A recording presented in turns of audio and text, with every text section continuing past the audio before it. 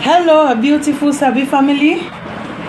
It's your Sabi Mama, Lovett Ere, on today's parenting episode.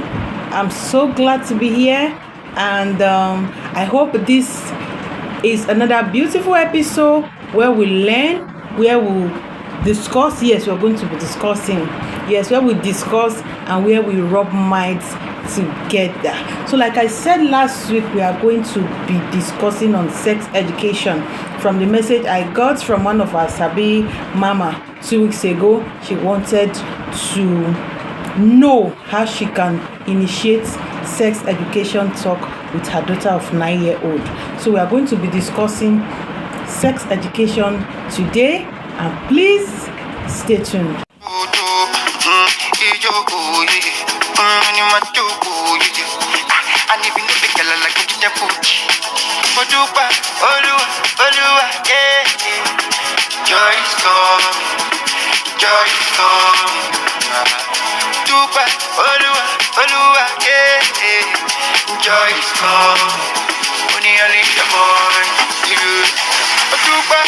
Let me quickly emphasize on the purpose of this parenting series that we are currently doing. You know, if you grow up in a certain situation where certain things, certain privileges, certain lessons were not taught. You know, some of us had parents who really didn't get themselves into this parenting. It is not their fault. It is the level of the information that is available to them. While there are those of us like myself who I lost my parents at a very tender age. So I never had this opportunity. I remember asking my sister when I was about 11 plus. I just left primary 6. I just left primary school.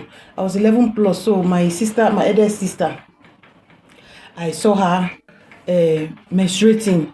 I really don't know what it was called then. So I asked her questions. You know what she told me? She said, when I grow up, when I get to that stage, I will understand. I don't blame her. Maybe that is the same thing she was told. You get it? There are so many of us in my shoes who never get to learn any of these things. God will have it. I got into secondary school the following year. There's this, I still am very, very bright. Yes, I was very, very bright all throughout my educational. In fact, my school period was on scholarship. That's how good I was. I am still very good. So at third term, there's this beautiful teacher, Auntie Abby. May God bless her. She picked my age set, about 5 of us. Myself, my friend Sandra, we were about 5 of us like that.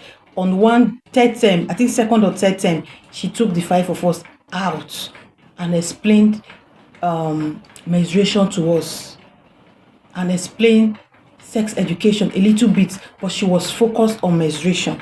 You get it? This is something I asked my sister a year before. So this teacher explained it to us. God will have it the following year. Okay, I started my period at 14, GSS 2, second term. I started my period. Then at third term, that was when we had menstruation in our curriculum. You see that? So when the thing came, it did not take me unaware. God sent a teacher. I know I am not alone. There are so many of us who never had this opportunity to experience parents, the closeness with parents. There's nothing wrong with that. We had to make mistakes, we had to learn, we had to heal, and there are still some of us who are yet to heal. So that is why in the course of this teaching, I will be dropping an anonymous link. There are some of us who might not really want to talk through email. You know, you are still battling with healing, anything that has to do with sexual abuse whatsoever. You can send us an anonymous. Collectively, we'll encourage you, we'll show our love, we'll send our concern to you. I know this will speed up your process of healing. So what is not right is to transfer this trauma to our children. Things should not meet them unaware. You understand? So it is not enough giving our children formal education. We sit them down. Informal education. In fact, the education of a child begins at home. It starts with us as parents. So that is the purpose of this weekly teaching that we do. So please invite someone, especially today's lesson. If you have children you have not discussed sex education with, you can play this video with them. In fact, it will enable you. So you don't know where to start, you don't know how to start this discussion. Playing this video with them will enable you to start. After listening to today's teaching, they are going to ask you questions, and you too, listen to today's teachings, you will know how to answer their questions. The purpose of this continuous episode is to be the best parents we can be for our children. Having sex education discussion with your children early in life make later discussion very, very easy. It creates that bond, it creates that rapport with your child. Age appropriate discussion, whatever is suitable for them at each step. As they grow, you discuss with them. It will make the next step of discussion easy. It will make the other discussion, the other step of discussion easier. So that is it. It is very, very important that you start early. Secondly, it will make your child see you as a reliable parent. When you don't have this discussion, when they want to learn something, that is when we lose children to peer pressure. You see, what they are supposed to learn from you, they are learning it from their friends. They can learn it in the wrong way. They can learn it from classmates. They can learn it through social media. Because you are not having that discussion, they can learn it the wrong way and also apply it the wrong way. When you do not, when they are not, they don't see you as a reliable channel, a reliable parent to have this discussion with. Yes. And thirdly, your child might want to know about the changes in their body. They want to know why their breast is coming out. They want to know why they are growing hairs. Don't leave them to the teachings of puberty in school. No. In fact, education, every child's education begins from the parents. That is the informal aspect of education. It is the most important. Let's leave the formal part of it, what they go to school to learn.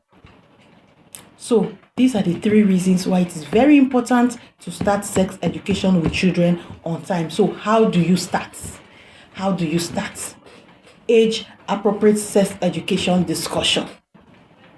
From a 0 to 2, when you bathe your baby, you bathe them, you change their diaper, you rub them, their cream, and wear their clothes. If you can use that opportunity to initiate what their body parts are called, right? This is my bumbo. No, it is not bumbo. Let them know that it's buttocks. When you are teaching children sex education, do not hide the name of these organs. Do not hide the name of their body parts. Let them know that penis is penis, vagina is vagina, buttocks is buttocks, this is this, testicles is testicles, scrotum is scrotum. Don't come with some names, PP. No. Let them know the names. It will help them later in life. It will help them. When you are using the wrong names for them, they'll begin to see this part as the kind of discussion they shouldn't mention. When it is their body parts, let them know the names of their body parts. It becomes normal body parts to them. There's nothing to hide inside. It does not look strange when they hear it. So this is the reason. Then from age 3 to 4, if you notice, children in this age, when they see other children, okay, a male child, you see a boy with a penis, he sees a girl with a vagina, he's looking at, he's looking at it like, why is what she's having different from my own? This is another opportunity for you to explain to them. You have penis because you are a boy. She has vagina because she's a girl. This is why she's a girl. This is why you are a boy. This is an appropriate way to raise sex education discussion. So from age 4 to 5, children begin to ask where babies come from. I saw my friend made a post one time, Debbie. He said her daughter told her to go to the hospital and bring a baby. And we were laughing. So they want to know, is it the doctor that gave you the baby? This is an opportunity. When children ask this question, it is an opportunity to let them know. No, It is not the doctor that is giving the baby. The baby grows inside the mommy's tummy. There's something in the mommy's tummy that is called uterus that carries the baby. So from age 6 to 8, you can explain further from where you stop at age 4 to 5. You can let them know that baby grows in the uterus of a mother with the help of a tiny egg that is called ova.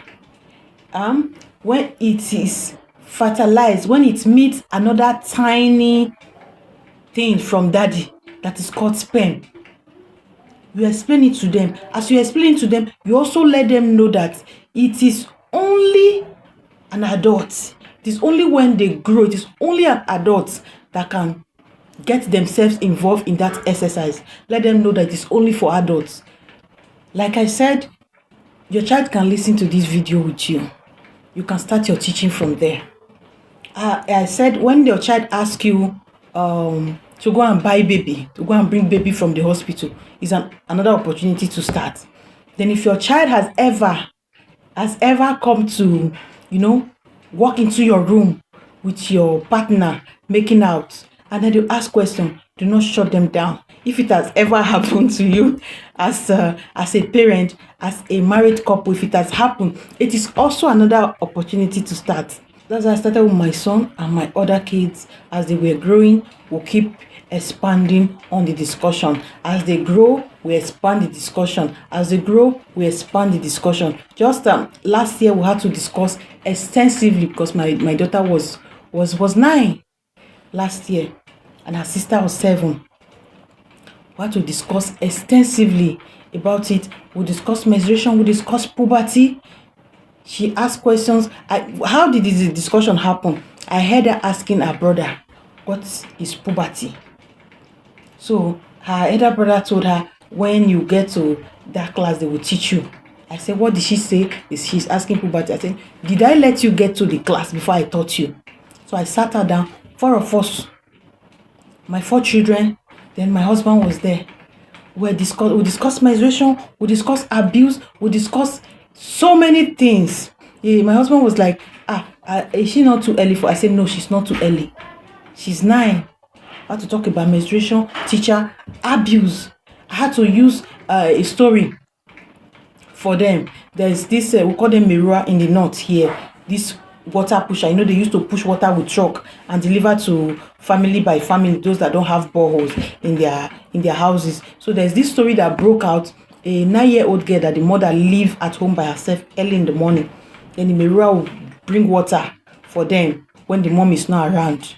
They discover that Fulani Merua man has been sleeping with that child for over 6 months. So I told my daughter this story of abuse. We had to discuss it extensively. Guess what happened? That discussion opened another channel. My children had to report a particular teacher in their school to me. They had to report. Earlier on, particular male teacher who always behaved funny.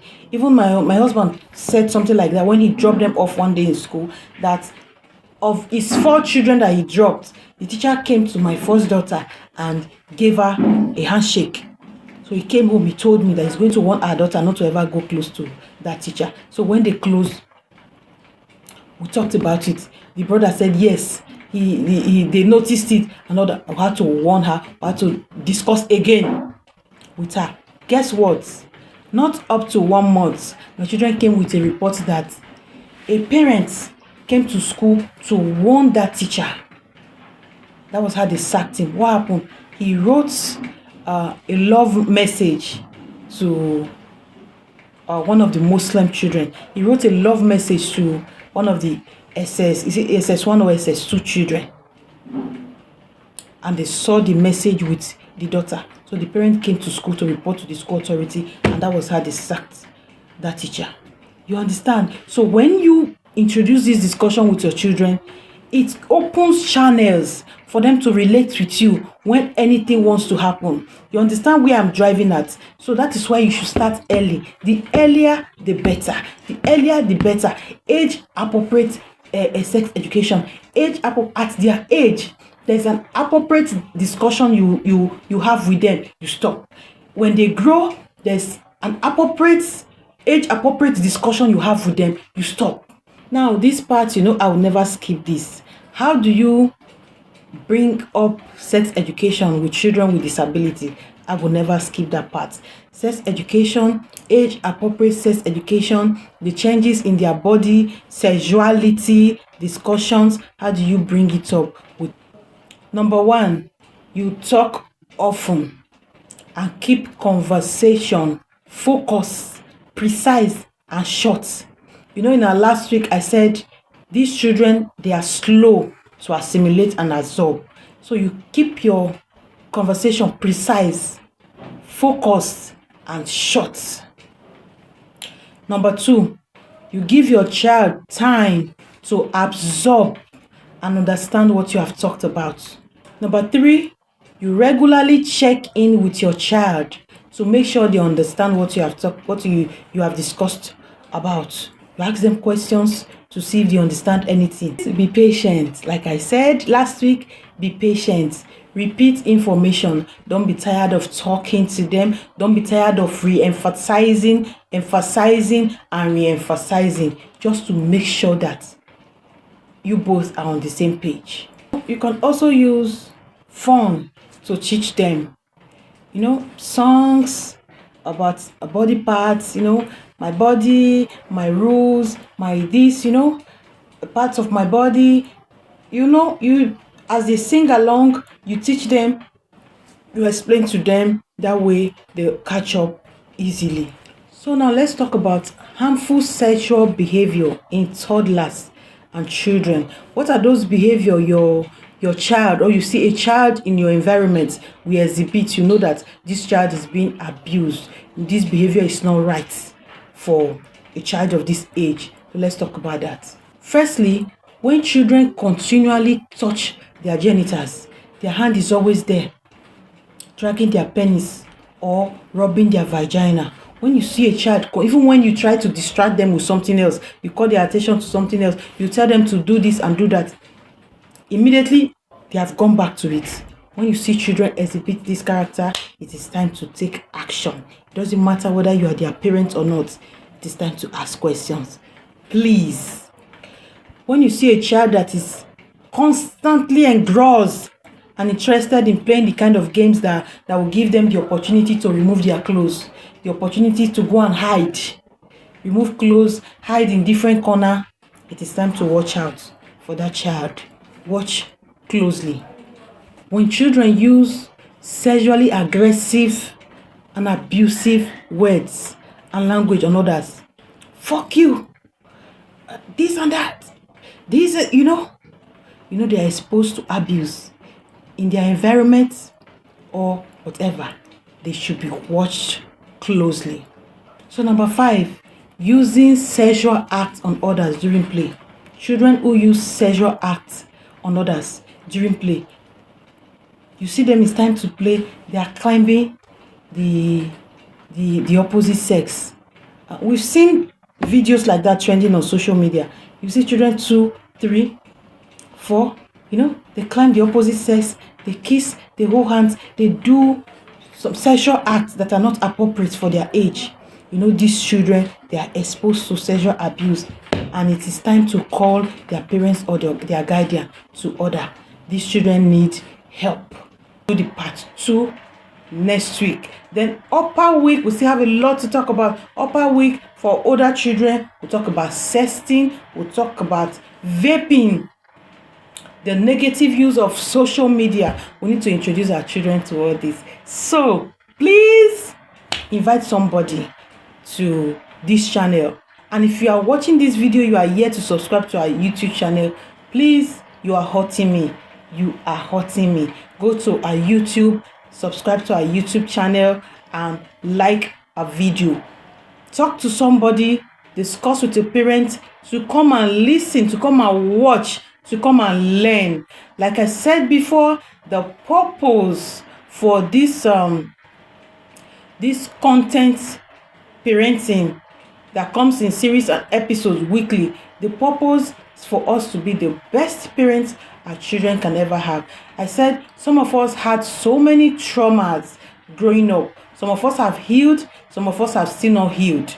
It is not our fault that we had to go through what we went through. It is not our fault that we had to experience what we experienced. It is not our fault that we had to learn from several mistakes. It is not our fault. What will be our fault is when we allow our children, this generation that is coming through us, to go through the same trauma, the same pain, the same damage, the same, you live life, you are lost, you don't know where you are going to because no one is telling you anything, or you are learning from the wrong source. It is not right.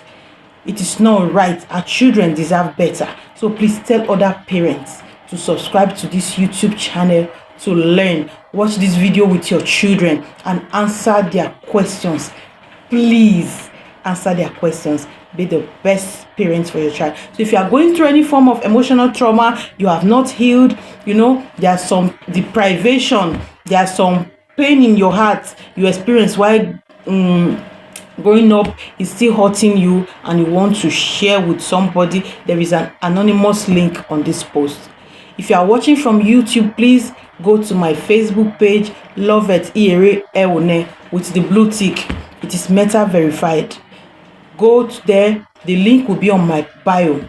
Please send your anonymous. If you are from Facebook, if you are from TikTok, if you are from Instagram, please go to my bio. There's an anonymous link there.